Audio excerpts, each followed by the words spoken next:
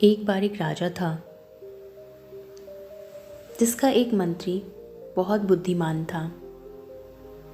वो अक्सर कहता था कि जो होता है अच्छे के लिए ही होता है। एक दिन राजा अपनी तलवार साफ कर रहे थे और वो मंत्री भी उन्हीं के पास बैठा था। तभी अचानक वो तलवार राजा के पैरों पर गिर जाती है और उसके पैर की एक उंगली कट जाती है। मंत्री ने फिर से बोला, जो होता है अच्छे के लिए ही होता है। यह सुनकर राजा को बहुत गुस्सा आया। उसने मंत्री से पूछा, यहाँ मेरे पैर की एक उंगली कट गई है और तुम कह रहे हो कि अच्छे के लिए हुआ है। इसमें क्या अच्छा है? गुस्से में आकर राजा ने मंत्री को जेल में बंद करने का आदेश दे दिया। लेकिन मंत्री को इस बात का कोई दुख नहीं हुआ। जेल में जाते हुए भी उसने फिर से कहा, जो होता है अच्छे के लिए ही होता है। यह सुनकर राजा बहुत हैरान हुआ और सोचने लगा कि ये कैसा व्यक्ति है। ये जेल जा रहा है और अभी भी बोल रहा है कि जो होता है अच्छे के लिए ही होता है। इस घटना के 2 महीने बाद राजा अपने सैनिकों के साथ जंगल में शिकार करने के लिए गया। घोड़ों पर सवार होकर वो सब घने जंगल में जा रहे थे। एक हिरन का पीछा करते हुए राजा जंगल की ओर जाने लगा और बहुत अंदर पहुंच गया और अपने सैनिकों से अलग हो गया। लेकिन फिर भी वो हिरन को नहीं पकड़ सका, पर वो रास्ता भटक गया और जंगल में खो गया। जब राजा को इस बात का एहसास हुआ तो वो जंगल से बाहर निकलने का रास्ता तलाशने लगा।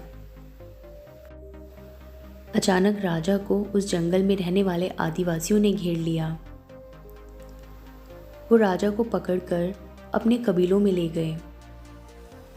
वो लोग एक ऐसे इंसान की तलाश में थे जिसे वो अपने देवता को खुश करने के लिए मार सके और उसकी बलि चढ़ा सके। राजा उनसे उन्हें रिहा करने के लिए विनती करता रहा, लेकिन उन्हें राजा की भाषा ही समझ नहीं आ रही थी। वो खुशी में ढोल बजाने लगे। उन्होंने राजा को नहलाया, उसे नए कपड़े पहनाए, उसके गले में फूलों की माला डाली और उसे बलि के लिए तैयार किया। जब वो राजा को मारने ही वाले थे, तभी उस कबीले के मुखिया ने देखा कि राजा की पैर की एक उंगली कटी हुई है। उसने सबको ढोल बंद करने का आदेश दिया और कहा कि इस इंसान की बलि नहीं दी जा सकती, क्योंकि यह अधूरा है। अधूरे मनुष्य की बलि देने से देवता खुश होने के बजाय क्रोधित हो जाते हैं। इसलिए उन्होंने राजा को छोड़ने का फैसला किया। राजा खुशी खुशी अपने महल वापस लौट आए। वापस आने के बाद उसने सोचा कि अगर मेरे पैर की एक उंगली नहीं कटी होती तो वो आदिवासी मुझे मार देते। इसका मतलब मंत्री सही था, जो हुआ अच्छे के लिए ही हुआ। उसने सैनिकों को मंत्री को जेल से बाहर निकालने का आदेश दिया। राजा ने मंत्री से पूछा, उस दिन मेरी उंगली कट गई थी और ये मेरे भले के लिए हुआ, इसे मैं समझ गया हूँ। लेकिन तुम्हें 2 महीने की जेल हुई, इतना भुगतान हुआ, तुम्हारे साथ क्या अच्छा हुआ? मंत्री मुस्कुराया और बोला, महाराज, मैं आपका प्रधानमंत्री था और हमेशा आपके साथ रहता था। अगर मैं जेल में नहीं होता तो उस दिन मैं भी आपके साथ होता। आपकी एक कटी उंगली को देखकर उन्होंने आपको छोड़ दिया, लेकिन मेरा शरीर पूरा था। अगर मैं आपके साथ होता तो वो मेरी बलि जरूर चढ़ाते।